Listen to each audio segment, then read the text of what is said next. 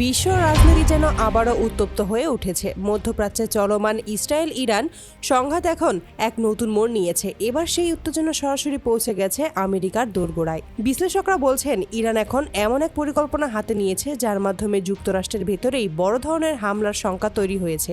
একদিকে ইসরায়েলের ধারাবাহিক হামলা, অন্যদিকে সাবেক মার্কিন প্রেসিডেন্ট ডোনাল্ড ট্রাম্পের সাম্প্রতিক মন্তব্য, সব মিলে পরিস্থিতি দিন দিন ভয়াবহ দিকে এগোচ্ছে। আজকের ভিডিওতে আমরা জানবো ঠিক কি ঘটেছে, কেন ইরান সরাসরি আমেরিকার দিকে নজর দিচ্ছে এবং বিশ্লেষকরা কেন বলছে এই সংঘাত থেকেই শুরু হতে পারে নতুন বিশ্বযুদ্ধ।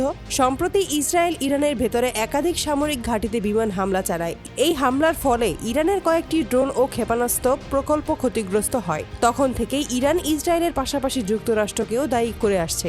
ইরানের অভিযোগ, এই হামলার পেছনে ইসরায়েল একা নয়, তাদের গোয়েন্দা ও সামরিক সহায়তা দিয়েছে যুক্তরাষ্ট্র, বিশেষ করে সাবেক মার্কিন প্রেসিডেন্ট ডোনাল্ড ট্রাম্পের প্রশাসন।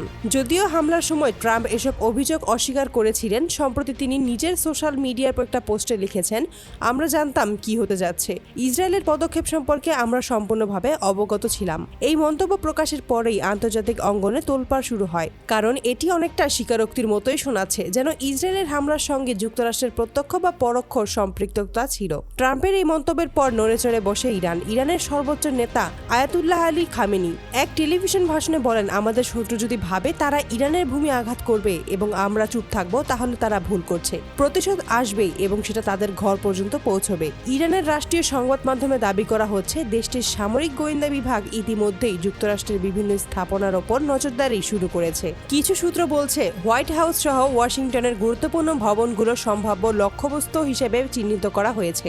যদিও এসব তথ্যের কোনো আনুষ্ঠানিক নিশ্চিতকরণ পাওয়া যায়নি, তবুও বিশ্লেষকরা সতর্ক করেছেন, ইরান তার সামরিক সক্ষমতা দেখাতে এবং প্রতিপক্ষকে ভয় দেখাতে এ ধরনের বক্তব্য ও পরিকল্পনা প্রকাশ করেছে।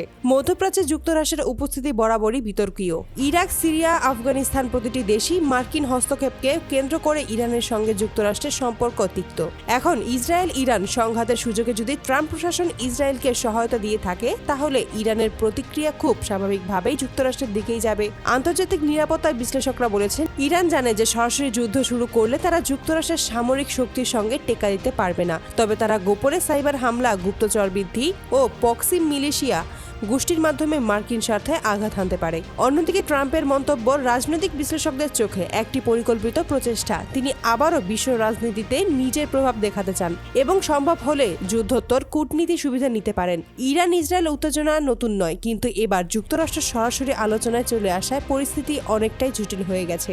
জাতিসংঘ এবং ইউরোপীয় ইউনিয়ন ইতিমধ্যে সব পক্ষকে সংযত থাকার আহ্বান জানিয়েছে, কিন্তু বাস্তবে মাঠের পরিস্থিতি অন্যরকম।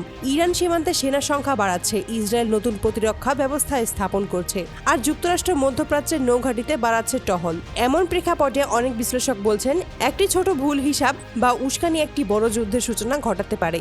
আর যদি সত্যি ইরান যুক্তরাষ্ট্রের হামলার চেষ্টা করে, তাহলে সেটি হবে ইতিহাসের সবচেয়ে বড় সংঘাতগুলোর একটি। সব মিলিয়ে এখন গোটা বিশ্ব তাকিয়ে আছে তেহরান, ওয়াশিংটন এবং তেল আবিবের দিকে। ট্রাম্পের মন্তব্য, ইরানের হুমকি আর ইসরায়েলের প্রতিরক্ষা প্রস্তুতি সবকিছু ইঙ্গিত দিচ্ছে উত্তেজনা এখানেই থামছে না। তবে মনে রাখতে হবে, এখনো পর্যন্ত ইরানের পক্ষ থেকে কোনো আনুষ্ঠানিক ঘোষণা আসেনি যে তারা যুক্তরাষ্ট্রের হামলার নির্দিষ্ট পরিকল্পনা নিয়েছে। তথ্যগুলো মূলত দাবি ও প্রতিবেদনের ভিত্তিতে প্রকাশ পাচ্ছে। তবুও পরিস্থিতি যেভাবে দ্রুত বদলে যাচ্ছে, বিশ্ব রাজনীতি নতুন এক মোড়ের দিকে এগোচ্ছে তা বলার অপেক্ষা রাখে না। আপনারা কি মনে করেন, ইরান কি সত্যি আমেরিকায় হামলার পরিকল্পনা করছে, নাকি এটি শুধু রাজনৈতিক চাপ সৃষ্টি করার কৌশল?